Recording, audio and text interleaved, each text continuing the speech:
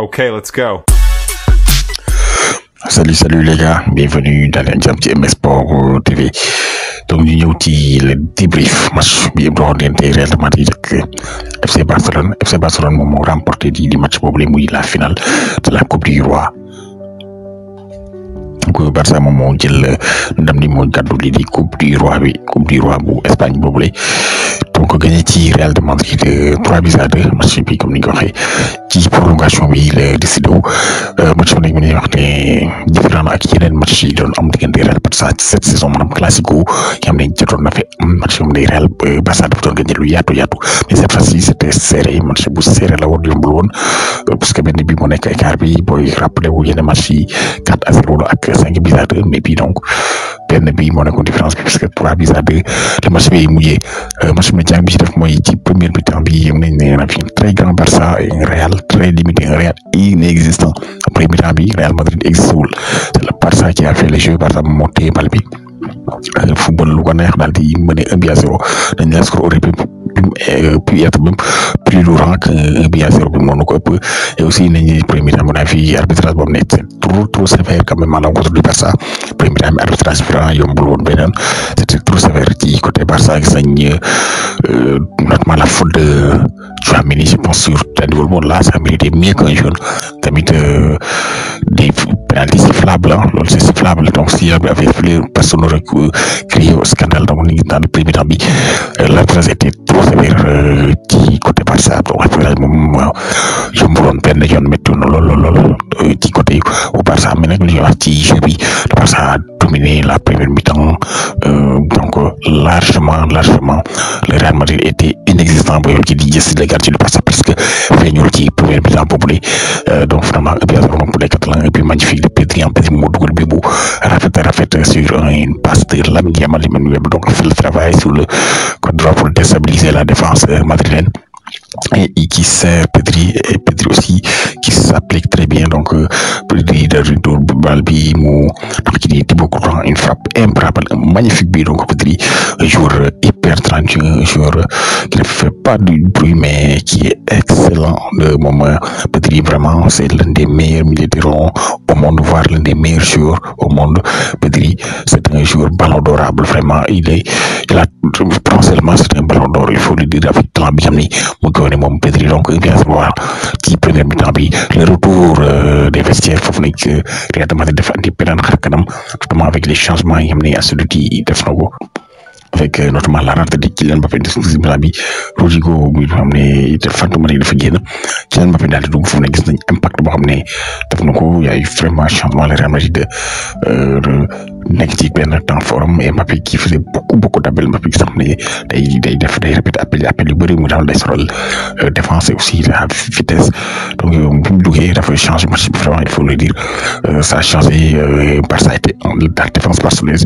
était en difficulté et ça a fini même pas payé ci benn coup franc donc Kylian Mbappé daal di koy dugal dóor directement donc nekk nag un premier coup franc boo xam ne dugal la moom Kylian Mbappé directement gis nañ la rentrée de Arda Güler a fait beaucoup de bien au Real. donc Arda Güler bi mu duggee tamit ñoom dañu am benn jour boo xam ne il a un peu benn 10 la day mën capable ne téye bal dans les petits espaces capable téye bal faire la passe casser des lignes moom Arda Güler donc loolu ça a basculé le match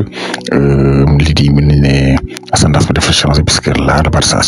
subir na lu bëri du même bi nga xam ne si dugal Real dugal na ko en 7 minutes comme le coup franc de Mbappé à la 70e minute de jeu à la 77e minute de jeu un autre français Tchouaméni donc benn corner mu daal di mbëkk mu dugg 2-0 donc pour Real Madrid là on dirait le Real était bien parti pour remporter la Coupe du Roi pour sauver sa saison mais malheureusement ñoom ne Catalan duñu bàyyi Barcelone donc dañ des ci match bi bien que touché nañ leen mën leen 2-1 mais le Barça a laissé l'orage passer. Le Barça donc n'a pas perdu le fil du match. Les Catalans sont bien revenus dans le match, mais aussi il faut parler le talent qui est dans cette équipe, la force mentale psychique, une équipe Barça qui dit Félix def ko façonné ci beneen esprit beneen mentalité. C'est une équipe très forte mentalement. Là le Barça vous savez le Barça de ces dernières années souvent match de doon perdre, mais là l'équipe mentalement elle est très forte et aussi le talent de Lamine Yamal. C'est les buts de Ferran Torres mu dugal à la 84e minute de jeu. C'est une passe magnifique de Lamine Yamal. Donc Lamine Yamal c'est super talentueux, il a que 17 ans mais son talent est vraiment exceptionnel. Moom Lamine Yamal deux passes donc moom mu def passe boobu Ferran Torres éliminé Thibaut Courtois daal di frapper dans les tirer dans les buts vides finalement donc 2 buts partout ci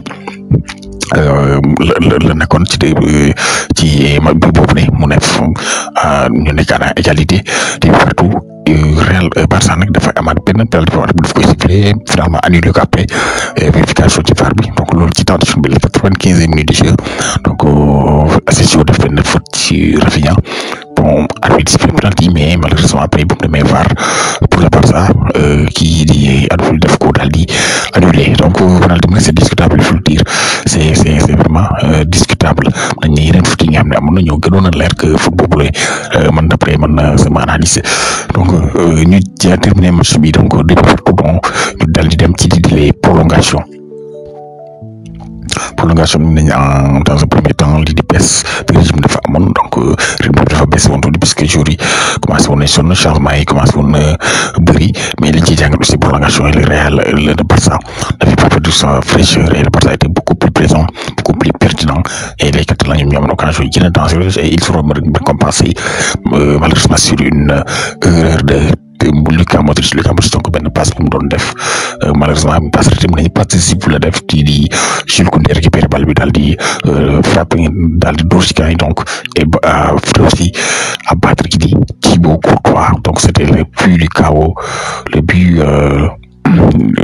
pour le Real Madrid et le but qui a donné la victoire le trophée au Catalan pour le but de Jules Koundé pour nga xam ne ñu ngi nekkoon à la 115e du jeu et il faut dire que Jules Koundé a fait un très grand match. Très grand match. On parle pas assez de lui, Jules Koundé, on parle beaucoup de peut-être ay Pedri Lamine Yamal la ñu gis mais Jules Koundé a fait une grande finale donc match bu rëy la def aussi bien sur le plan défensif Moana fait danger yu bëri offensivement aussi il a marqué le but quand même de la victoire moom Jules Koundé finalement donc aussi mun na la jeexee 3-2 victoire pour le FC Barcelone mu nekk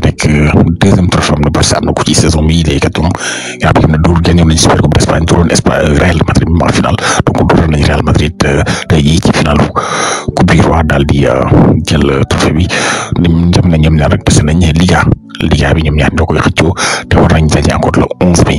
mai mooy maanaam Barcelone moom mooy recevoir match boobule seen diggante mu nekk la nga xam mooy 4e classico de la saison 3 classico yi amagum rek Barça moom moo ko jëlee moo ko ñëwoon ci Liga bi ci match aller bi dóoroon Real de Madrid fële ci Santiago Bernabéu 4-0 gagné ko Coupe du Roi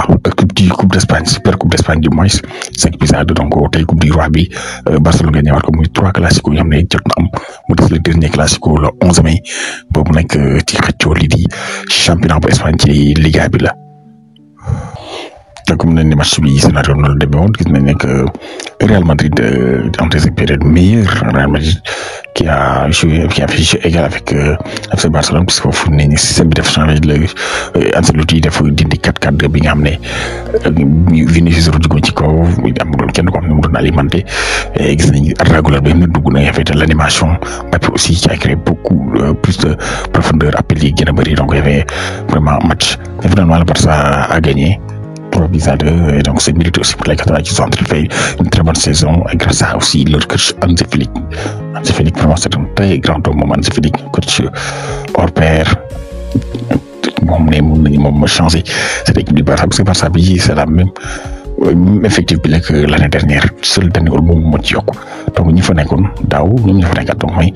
nañ la coach dafa am solo ci équipe bi donc il a changé cette équipe du Barça.